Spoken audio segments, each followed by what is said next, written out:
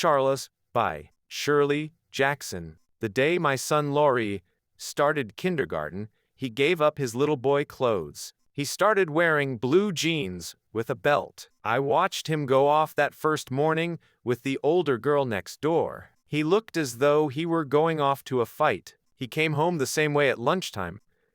"Isn't anybody here?" he yelled. At the table, he knocked over his little sister's milk. "How was school today?" "Did you learn anything?"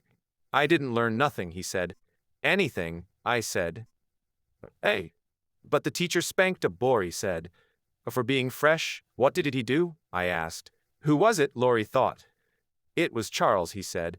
"The teacher spanked him and made him stand in the corner. He was really fresh." "What did he do?" I asked, but Laurie slid off his chair, took a cookie, and left. The next day, Laurie sat down for lunch. "Well," he said, Charles was bad again today." He grinned. "Today Charles hit the teacher." "Good heavens," I said. I suppose he got spanked again?"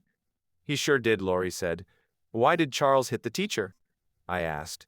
Because she tried to make him color with red crayons. Charles wanted to color with green crayons, so he hit the teacher. She spanked him and then said, "Nobody play with Charles." But everybody did.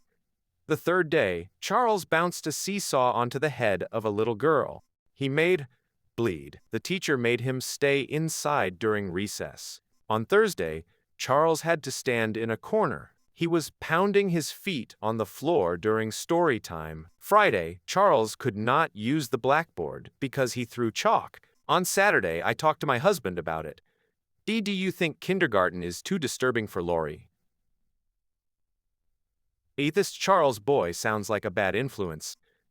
"It will be all right," my husband said. There are bound to be people like Charles in the world. He might as well meet them now as later." On Monday, Laurie came home late. "Charles," he shouted as he ran up to the house. Charles was bad again. I let him in and helped him take off his coat. "You know what Charles did," he said.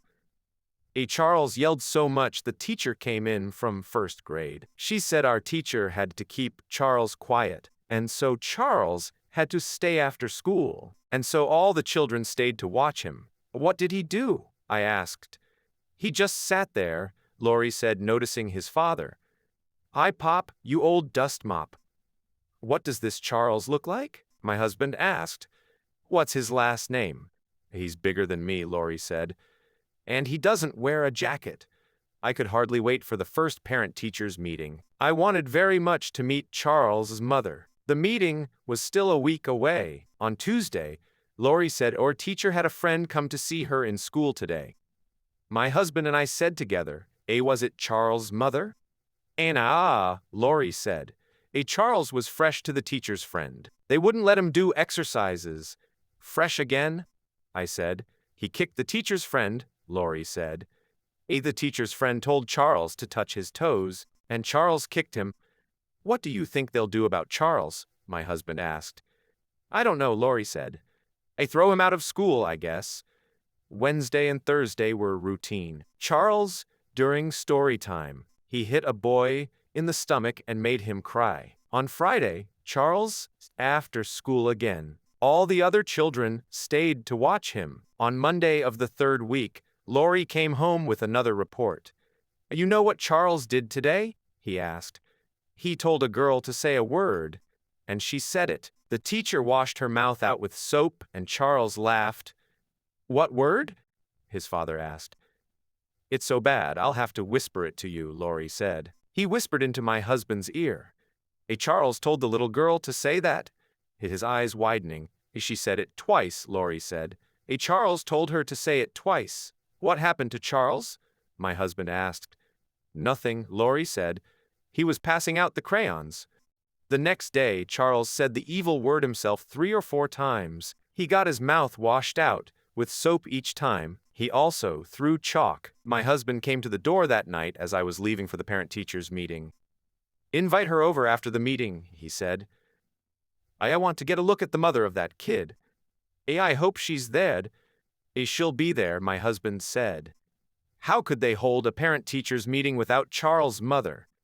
At the meeting, I looked over the faces of all the other mothers. None of them looked unhappy enough to be the mother of Charles. No one stood up and apologized for the way her son had been acting. No one.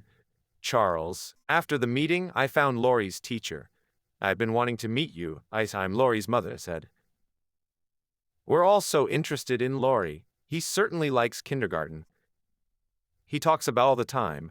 He's had some trouble used to school," she said. "But I think he'll be all right. Laurie usually fits in quickly." "I suppose his trouble might be from Charles' influence." "Charles?" the teacher said. "Yes," I said, laughing. "You must have your hands full with Charles." Charles? Charles? We don't have any Charles in kindergarten." The end.